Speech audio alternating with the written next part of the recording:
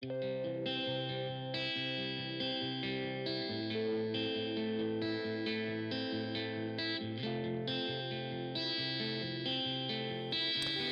is a podcast by WellHouse Church, where we take a closer look and dig a little deeper into this week's sermon. What's going on, Bible nerds?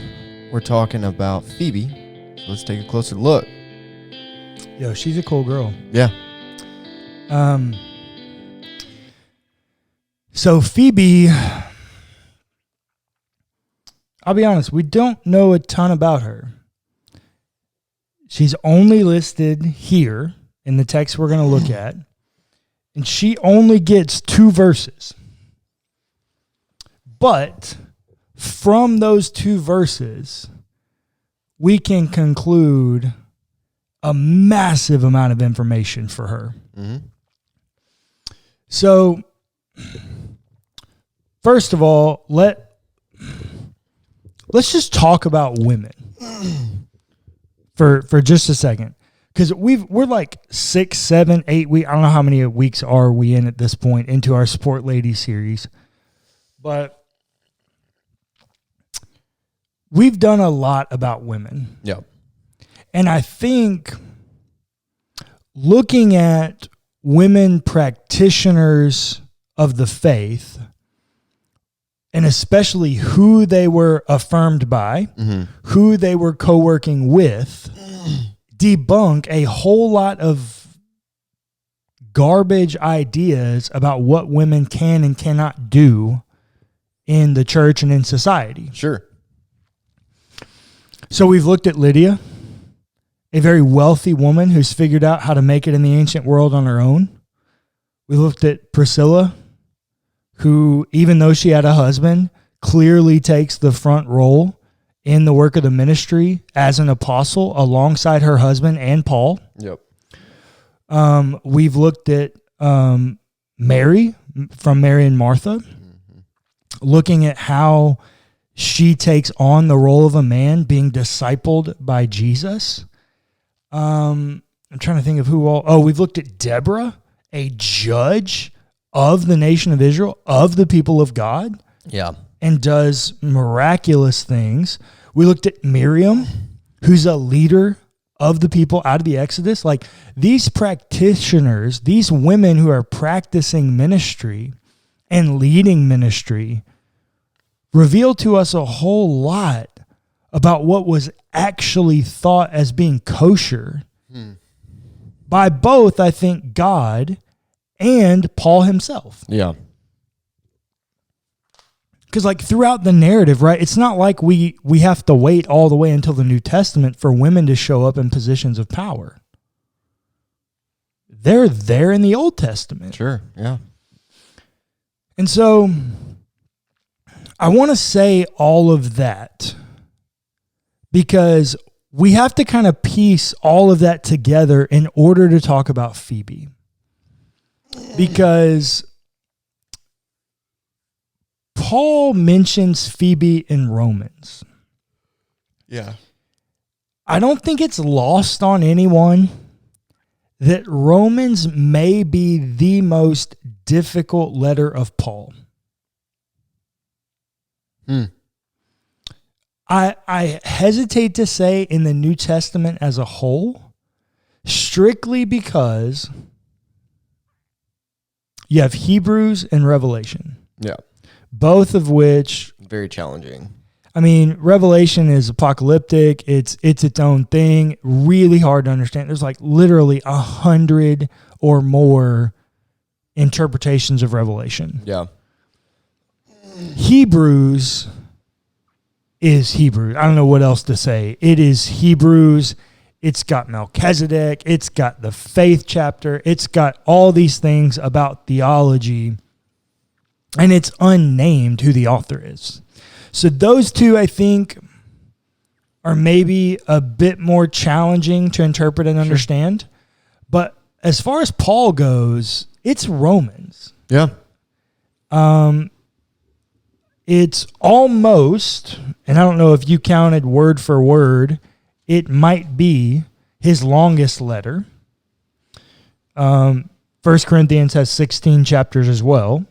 So I can't say that with full confidence. But it is clearly his most theologically advanced letter. Yeah. Now, I will say, this book right here, Reading Romans Backwards, has helped me a ton in understanding this book. And I think that it's less about theology and more about the social ethic than I've ever thought. Scott McKnight, in Reading Romans Backwards, has really helped me with that. And for him, I don't want to say his argument hinges on Phoebe, but his argument is far less powerful without Phoebe. I got you. Because here's what the text says. Here's what Paul says about Phoebe.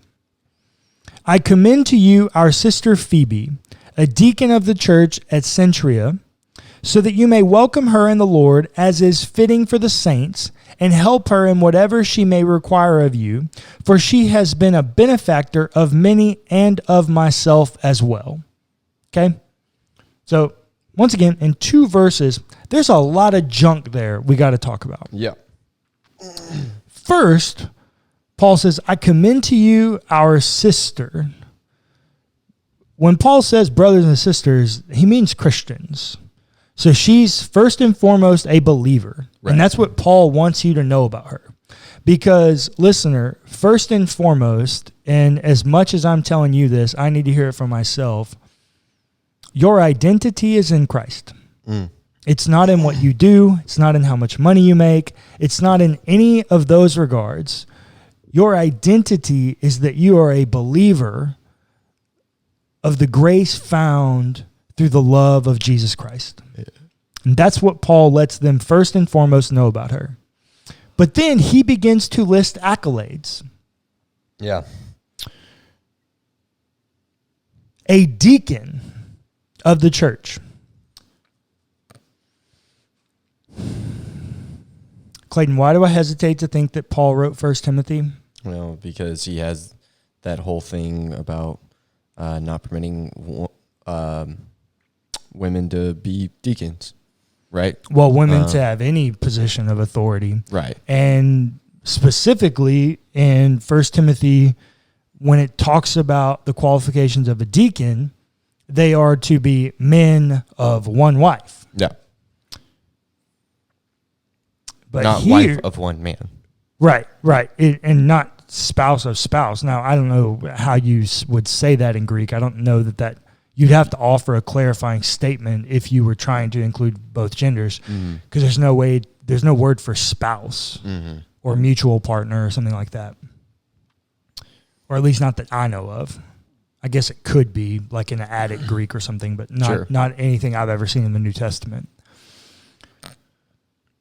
But here, and other translations, if you're reading in the ESV or possibly the NIV or some other translation, you're going to get that translation as servant. Why? Because as much as we don't like to talk about it, when you pick up a translation of the Bible, you are committing a wealth of trust to those translators. We've talked about this a ton on Pints and Perspectives. Yep. If you are listening to A Closer Look and you have not seen our series on the Bible on Pints and Perspectives, our other podcasts, go to our website, mywellhouse.church, go to our content page. You'll find Pints and Perspectives, and you can go find Pints and Perspectives on whatever podcasting platform you want to listen to it on, and listen to our Bible series. Because you are giving a wealth of trust to these people. Sure. And so there are translations that will say servant, but it is misleading. Is servant a synonym of deacon? Yes, it absolutely is. What are deacons supposed to be? Servants. Now, if you grew up in conservative Baptist life, we judged deacons based on the qualifications of deacons, but then we asked them to be elders. Right. And so it is misleading in that regard. But biblically, deacons are servants. Where was the deacon introduced, Clayton? Don't actually know. It's in Acts.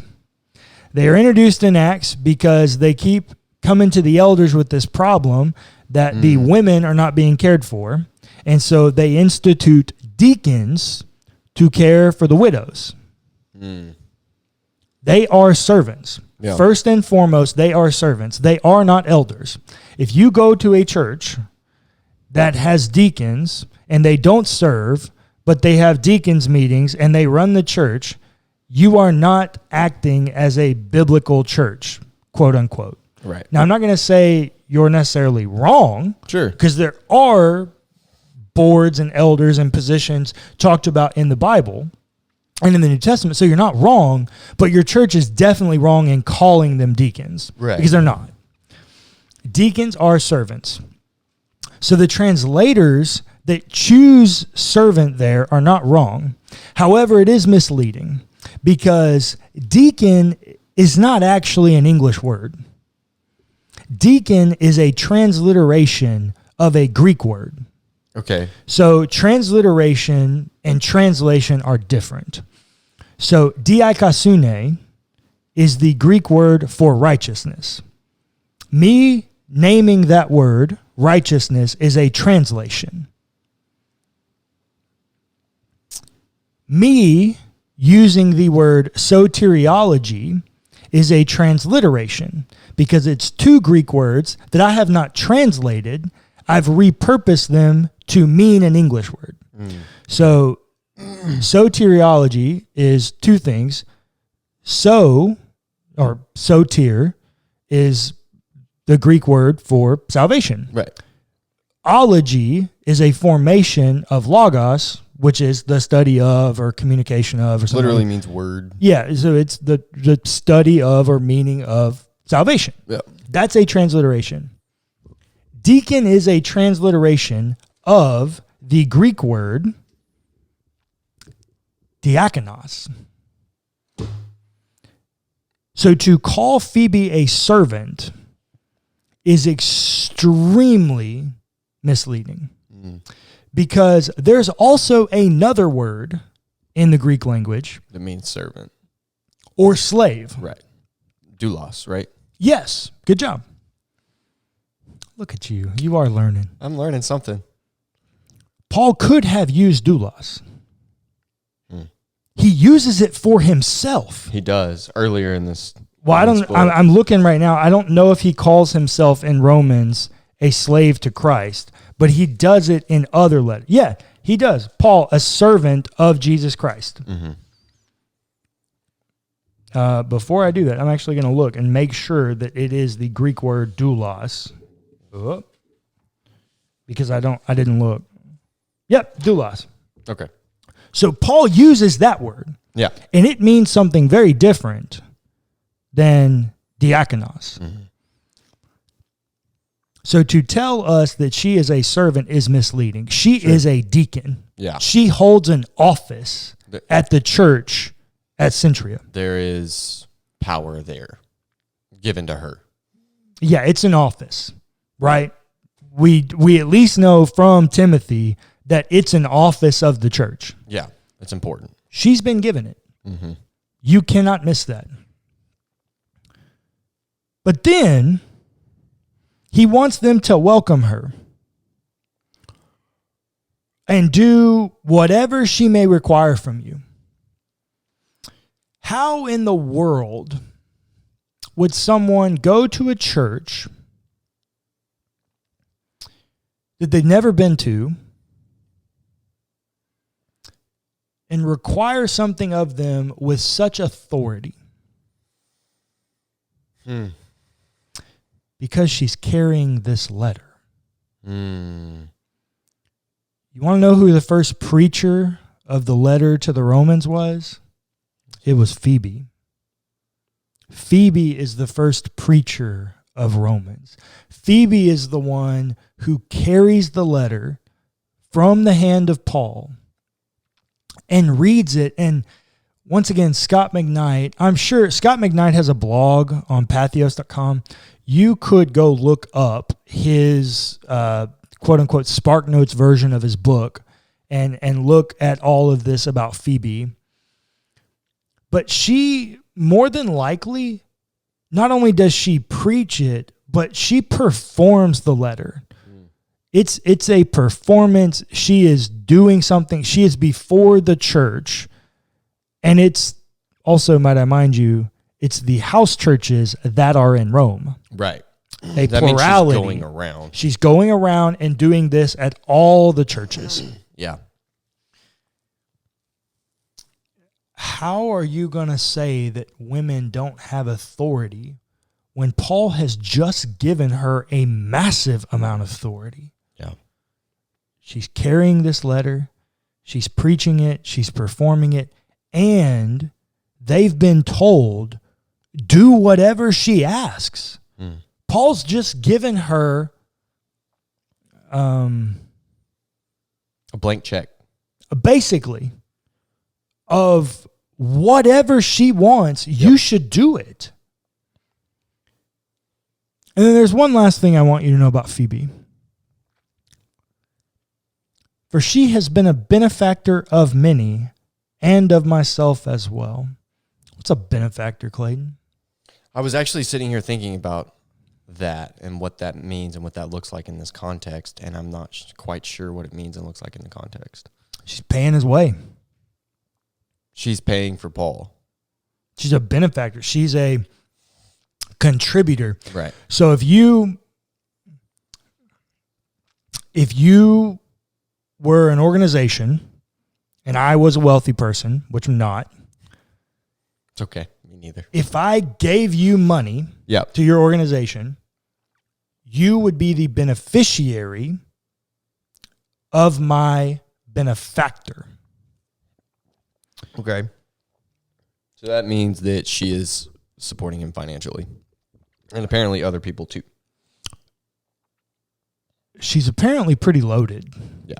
Especially considering that she's in the financial position that she's a deacon at Centuria and can take the journey to Rome and spend quite a bit of time there with them and then journey back. Yeah. She's quite wealthy. She would have to be. Yeah. She can't do that on her own. I mean, well, she can do that on her own, but she can't do that if she's poor. Mm-hmm. She's got to be quite well off. Phoebe is a fascinating character when it comes to New Testament women. Well, and when you look at the intricacies of what's happening here, when you look deep into the complexity, there's a lot happening in those two verses. Yeah. Paul gives us a lot of information in very few words. There's a lot of information in those two verses. But fantastic story, like overall. Yeah.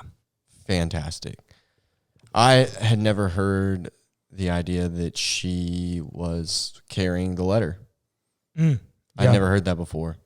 But now that I have, I need to step back and think about that. That's why I say Scott McKnight's argument doesn't hinge on Phoebe. But it's very But important. his entire narrative there throughout, chapters 10 and the strong and the weak, and then leading up to 14, all of that hinges on a social dialogue. Yeah. That dialogue is received very different if Paul sent a man. But he doesn't. He sends a well-off woman. A woman who has a track record of being a faithful servant of Jesus. A woman who's been given an influential office at a church.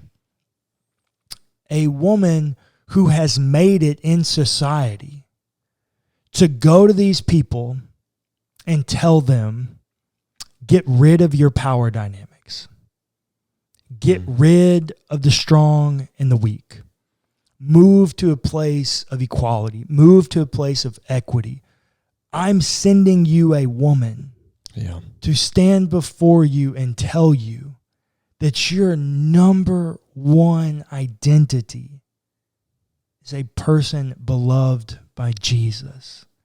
And you should be living that same love to every single person around you.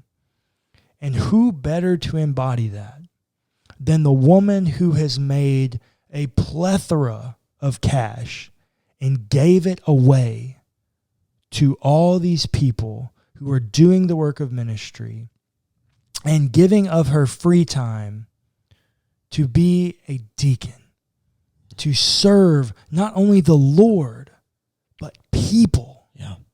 What does a deacon do? They serve people. I had a friend of mine recently. He's a pastor, a church planter in Houston, and he wrote a confession of faith. And one of his confessions, I thought was so good. He said, we can never let our doctrines sacrifice the person standing before us. A deacon embodies that. Yeah. Phoebe embodies that. Our doctrines don't sacrifice our love for individual people who are loved by Jesus. Amen. So, listener, what do I want you to know today? Phoebe's cool, number one. Yeah. Phoebe's a BA. Yeah. Secondly, I don't care, man, woman, gender fluid. We've all got a thing to learn from Phoebe. We all have expendable income. Yep. We all have gifts and talents that can be used by the church. And we all could do a better job of embodying our identity as people of faith, beloved by Jesus more than anything in this world.